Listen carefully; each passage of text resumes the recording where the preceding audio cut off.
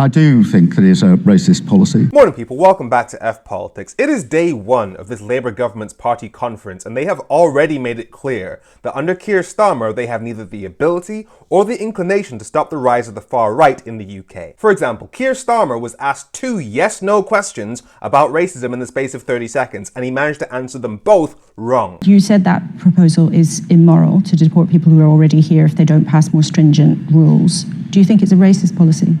Well, I do think that it is a racist policy. I do think it's immoral. It needs to be called out for what it is. Every time that a politician or a journalist calls something racist without backing it up with the facts that prove that the thing that they're calling racist is actually going to disproportionately hurt ethnic minorities, they weaken the fight against racism. Because you can argue that the Reform Party's plans to scrap indefinite leave to remain is xenophobic, because Nigel Farage's whole thing has always been anti-immigration, and his main anti-immigration policy was always Brexit, and it has made the British people poorer, so it was never about improving living standards for Brits who live here, it was just about hurting foreigners. But if you're going to argue that it's racist, you have to actually argue that it is racist by pointing to how it's going to disproportionately affect people from different races. All you've done there is create headlines that are going to make it harder for those of us who are actually anti-racist to fight the cause. But we're only 14 seconds in. Here's the next question. And do you think that Reform UK is trying to appeal to racists?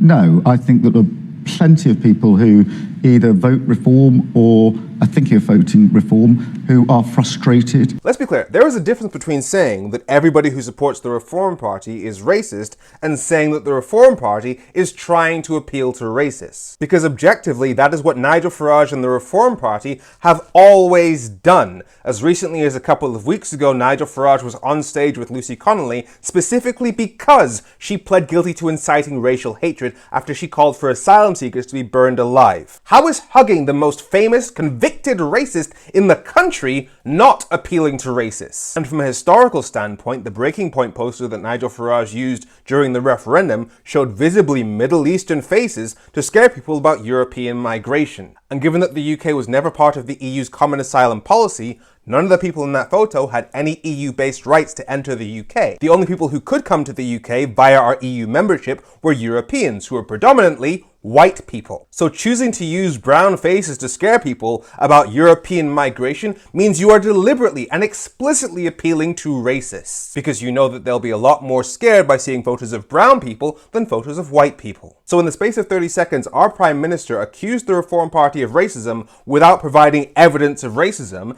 and denied the existence of racism when there was a mountain of evidence of racism. And one of the reasons why he's so shit on this issue is because the media is pushing this narrative. Around a third of voters think Nigel Farage is the best option available.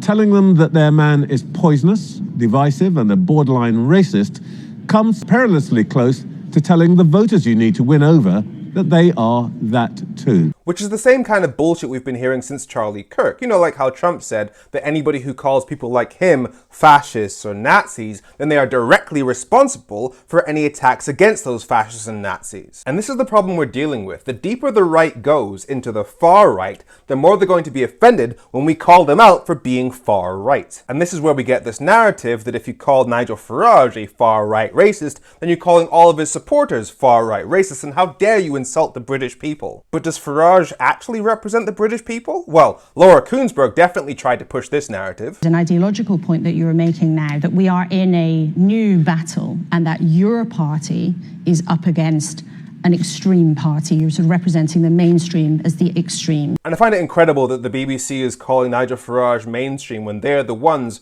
who have put him on our main TV channels every single week for the past 10 years. Like, imagine spending a decade giving Nigel Farage the kind of political advertisement that normal parties would pay billions to receive, and then being like, but you've got to treat him as a mainstream party now. And while we're on this point, to those of you complaining that the BBC keeps platforming him, make sure you point out that they've been doing it for years, and that's why we're here. But even where we are right now is Nigel Farage still on just a third of the vote. He does not represent the British people as a whole. Yet the BBC's Laura Kuenssberg is trying to push the idea that he's not extreme. You're sort of representing the mainstream as the extreme. Again, even Andy Wigmore, one of Nigel Farage's allies who he worked with during the Brexit campaign, said that Nigel Farage was the modern day version of Adolf. So calling Nigel Farage an extremist isn't some left-wing conspiracy theory, it's what his own friends tell us. And also, watch this bit of bias from Trevor Phillips as he interviews a Labour politician. And he repeated what seems to be the new slogan, patriotic national renewal.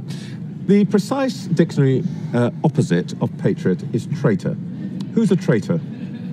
Well, what we're facing, I'm not going to pick your language. You can't just toss these words into the air, and then when I ask you, well, who is the traitor, say, oh no, we're not. But I'm not the kind of person that would bandy language like that. The Prime Minister is. Do you know why that's so incredible? It's because Nigel Farage and the Reform Party and nationalists like him, including the Tories, have been saying that their brand of politics is patriotism and that everybody else are traitors for the past 10 years. Hell, Nigel Farage, when he set up Reform UK, originally called the Brexit Party, this is how he introduced it. We have been betrayed. That is why I set up the Brexit Party. So even though he sold us Brexit based on lies which he himself has admitted have made us all poor, lies which have cost the lives of thousands of British people, he set up his party based on the premise that anybody who doesn't support Brexit is a traitor to the UK. But as soon as Labour brings up the notion of patriotism, suddenly they're the ones being divisive. And I'm not saying this to defend Labour because Labour has been messing up badly. If they actually want to do things better, they should listen to Labour MP Bel Ribeiro Addy. We're not losing most of our voters to Reform. We're losing them to the Greens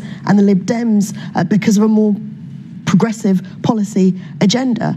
So actually, should we not be looking there? Should we stop trying to reform and be more Labour? There are so many different things we could do. And, you know, we have done great things, as you've heard, but they just keep getting clouded out by, you know, some mistakes that we shouldn't have made. If we'd listened to members on the winter fuel allowance, on the benefit cuts, all of these different things, on Gaza, perhaps we wouldn't be as unpopular as it feels at the moment. That's how you fix things. Do progressive stuff that will actually address inequality and pull people out of poverty. Take us back into the EU single market properly so that food gets cheaper. And while you're raising living standards, give us a voting system where all votes count equally so that we don't have to fear Nigel Farage taking power on a third of the vote. And I would love to be at Labour conference right now making all these points to the Labour MPs, but once again, despite me being an accredited journalist, they have rejected my press accreditation. And they gave me the exact same bullshit reasons that they gave last year. First by saying that they couldn't find any evidence of any journalism I've actually done, and then I sent them the over 60 articles that I have written for the independent newspaper, to which they replied, well, the conference is just so full and we have the right to refuse anybody, even though I applied as soon as it became available. So the Labour Party right now is refusing to be properly progressive.